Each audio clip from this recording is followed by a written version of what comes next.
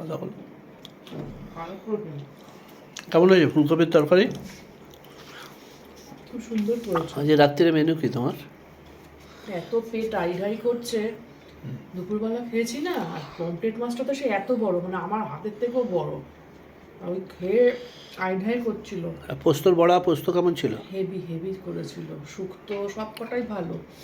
আর ওই জন্যে এখন রাত্রে একদম হালকা পাতলা খাচ্ছি ফুলকপি দিয়ে, কিন্তু এত সুন্দর করেছে তরকারিটা, আর কতটা দিয়েছে বাপরে বাপ। মানে এখানের কোয়ান্টিটিটা অনেক বেশি, তাই তো? খুব সুন্দর, মানে মানে ইয়েটা খুব সুন্দর, দেখছো না, ডাইনিং টেবিল, ঘরে সমস্ত কিছু রয়েছে, মানে বাইরে গিয়ে খেতে হবে না।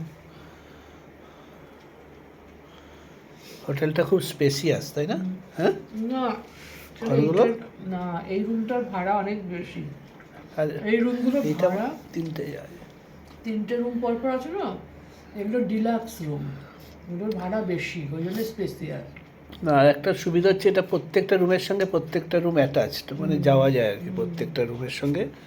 দরজা আছে, এই যে মিডলে একটা দরজা, পাশে একটা রুম আছে, আবার এই মিডলে একটা দরজা, এর পাশে আর একটা দুটো রুম করে আছে। দরজা রয়েছে, মানে হ্যাঁ। এখানেই দুটো করে দরজা, মানে যাওয়া যায় আর কি দরজাটা দিয়ে। সিস্টেমটা ভালো।